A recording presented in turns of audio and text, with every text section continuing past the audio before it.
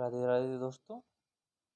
अभी तक हम लोग कहाँ तक देखे थे? बीएनएस की धारा 49 तक चर्चा कर चुके थे। अब हम लोग बीएनएस की धारा 50 के बारे में आज चर्चा करेंगे। बीएनएस की धारा 50 जो पूर्व में आईपीसी की धारा 110 में वर्णित थी, वो अब बीएनएस की धारा 50 में है।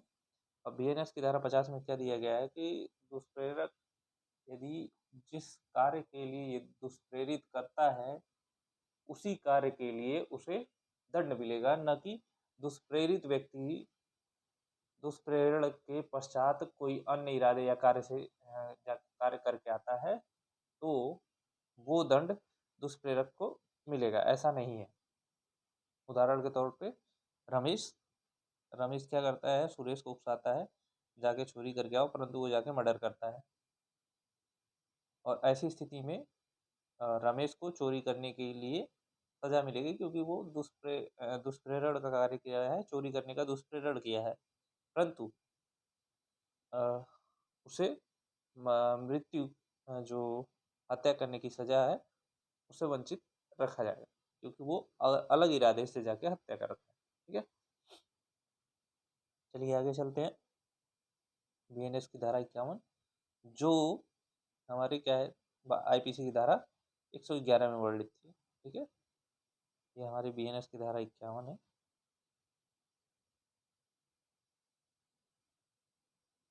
ये बीएनएस की धारा आपकी हमारी 51 है, जो आईपीसी की धारा अपनी आईपीसी में जो थी पुरानी आईपीसी उसके 111 में वर्णित है। ठीक है, उसमें वर्णित थी। अब क्या हो चुका है, हमारे बीएनएस की धारा 51 में वर्णित है। ठीक है, इसमें क्या दिया गया है? इसमें दिया गया है जो दुष्प्रेरक व्यक्ति है उसका दायित्व है। सबसे पहली चीज इसकी हेडिंग में ये है कि दुष्प्रेरक का दायित्व, जब एक कार्य का दुष्प्रेरण किया गया है और उससे भिन्न कार्य किया गया है। मतलब अभी हम लोग ऊपर देखे हैं, चोरी करने के लिए उस उकसाया और वो जाके हत्या करके आता है। इरादा और सब कुछ अलग रहता है और ये दुष्प्रेरित कर देता है, लेकिन वो जाके हत्या करके आता है। रमेश उसको चोरी करने के लिए उकसाता है और सुरेश हत्या करके आता है। ठीक उसी से रिलेटेड इसमें थोड़ा सा और अलग आगे से कि दुष्प्रेरक का दायित्व क्या होगा, दुष्प्रेरक का दायित्व क्या बनेगा, इस संबंध में दिया गया है।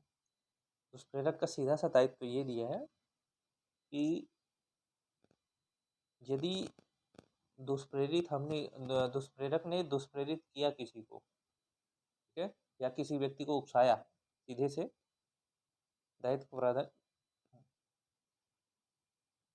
दुष्प्रेरक के दायित्व का प्रावधान है जब एक कार्य के लिए दूसरे दुष्प्रेरित किया जाता है तथा दूसरा कार्य किया जाता है। मतलब जिस कार्य के लिए वो उकसाता है दुष्प्रेरक, वो कार्य न करके दूसरा कार्य किया जाता है। ठीक है, ऐसी स्थिति में क्या प्रावधान है, इस धारा 51 में दिया गया है।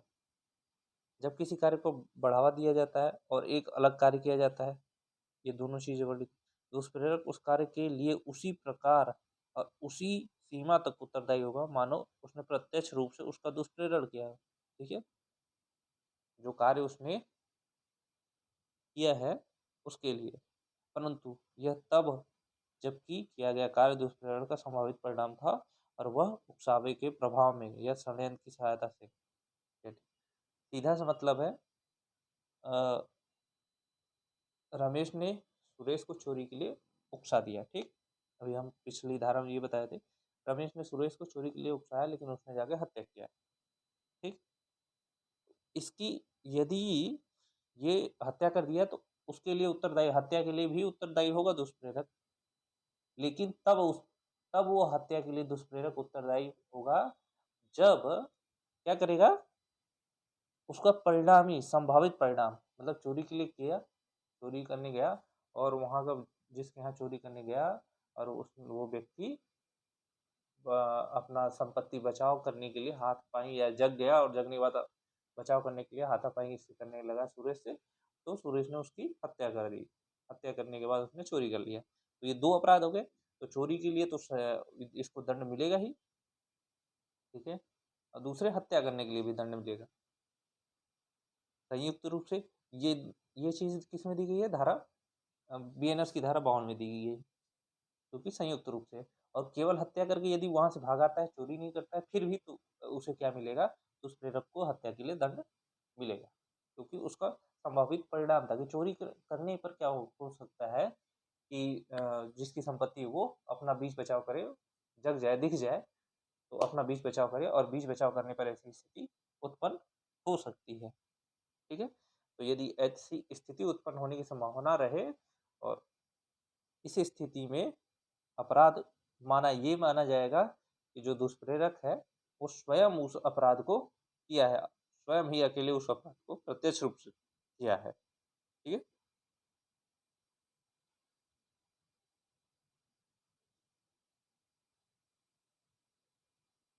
ठीक है, चलिए अगली धारा पर चलते हैं हम लोग। बीएनएस की धारा 52, बीएनएस की धारा 52 जो आईपीसी की धारा, जो पूर्व में आईपीसी की धारा 112 में वर्णित थी, अब उसे बीएनएस की धारा 52 में वर्णित कर दिया गया है। ठीक है, इसमें क्या है, बीएनएस अभी ऊपर बताया हमने, बीएनएस की धारा 52 में प्रावधान है कि दुष्प्रेरक दुष्प्रेरित कार्य तथा किए गए कार्य के लिए संचयी दंड का भागी होगा। ठीक है, संचयी दंड का भागी होगा, सीधा सा प्रावधान इसमें है ये संचयी। अब हमने किसी को लूट या चोरी करने के लिए, अब वही उदाहरण जो हमने दिया था कि चोरी करने का प्रावधान हमने 50 में भी दिया उदाहरण, 51 में भी, इसमें भी सेम उदाहरण में अंतर यही है कि दंड क्या क्या प्रावधान। 50 में ये था कि दंड जो होता है, बीएनएस के 50 में ये था कि उसका आशय नहीं है, चोरी करने के लिए उकसा दिया है, परंतु वो अन्य आशय से गया और वो सीधा गया और उनके यहाँ घुसा और हत्या कर दिया। उसने ये नहीं किया कि हम चोरी का वो नहीं किया, कुछ चुरा रहा हो और उस स्थिति में बीच बचाव में कोई स्थिति बनी हो कि उसकी हत्या किया, बीच बचाव की स्थिति के कारण हत्या किया हो।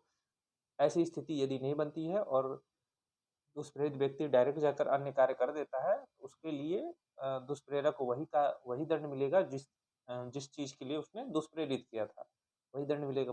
धारा 50 में दिया है, और धारा 51 में ये दिया है कि दुष्प्रेरित व्यक्ति जो है, दुष्प्रेरण के प्रभाव में यदि कोई कार्य करता है और उससे जो कार्य करने जाता है कोई अन्य कार्य हो जाता है, तो इसकी संपूर्ण जिम्मेदारी दुष्प्रेरक की होगी, क्योंकि उसकी संभावित परिणाम जो था वही हुआ है। यदि संभावित परिणाम होता, दुष्प्रेरक जो उकसावे में आ गया है और वो कार्य किया है, और कार्य वो न हो कर कोई अन्य कार्य हो गया, तो उसके लिए दंड का भागी भी ये दुष्प्रेरक होगा, क्योंकि उसका परिणाम ही वो था। ये कार्य नहीं हो पाया ठीक से, वो उसका परिणाम ये होगा। तो ऐसी स्थिति में दुष्प्रेरक को दंड होना था। धारा 51 में ये था। अब धारा 52 में ये दिया गया है, बीएनएस प्रावधान संचयी रूप से दुष्प्रेरित कार्य तथा किए गए कार्य के लिए संचयी दंड, मतलब वो दुष्प्रेरित किया। ठीक है, हमने दुष्प्रेरित किया, रमेश ने सुरेश को दुष्प्रेरित किया, जाओ चोरी करो। सुरेश गया चोरी करने, चोरी तो यही किया उसने, चोरी जो करना था, और सामने वाले व्यक्ति की हत्या कर दी। अब हत्या तो कर दी और चोरी भी किया, दोनों चीज किया, तो इस चीज के लिए संचयी रूप से क्या होगा, संचयी रूप से मतलब दोनों इस एकजुट होकर इसकी सजा मिल सकती है। किसको? दोनों की संचयी रूप से सजा मिलेगी दुष्प्रेरक को, क्योंकि इसने क्या किया, दुष्प्रेरक का काम किया। एक तो पहले दुष्प्रेरित किया रमेश ने, ठीक है, रमेश ने दुष्प्रेरित किया किसे, सुरेश को। और सुरेश ने क्या किया, जाकर दुष्प्रेरण के प्रभाव में आकर उसने क्या किया, चोरी करने का प्रयास किया। लेकिन चोरी करते समय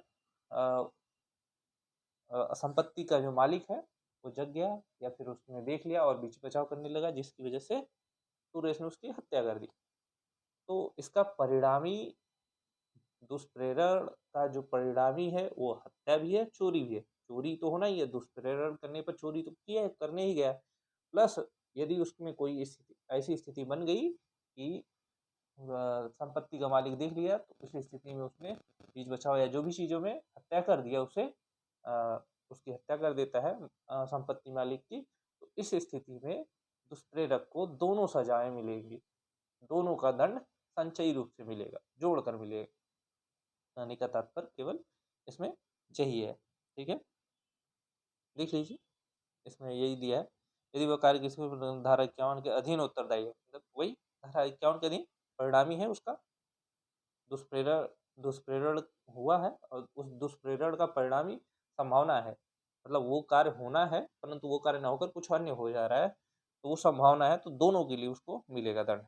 मतलब हत्या हो गया प्लस चोरी का भी दुष्प्रेरक हो गया, चोरी के लिए भी दुष्प्रेरित किया था, चोरी का दंड प्लस हत्या का दंड दोनों मिलेगा इसको, दुष्प्रेरक को।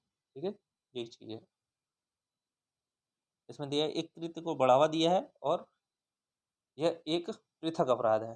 प्रत्येक अपराध के लिए दुष्प्रेरक को दंड दिया जा सकता है। ठीक है, प्रत्येक अपराध जो मतलब अलग, चोरी और हत्या दोनों के लिए दंड दिया जा सकता है। ठीक है, यह भारतीय दंड संहिता यानी आईपीसी की धारा 152 में निहित था, जो अब वर्तमान में भारतीय न्याय संहिता यानी बीएनएस की धारा 52 में वर्णित।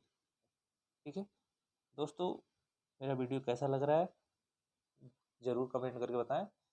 और ठीक है, आज के लिए इतना ही, समय के अभाव होने के कारण।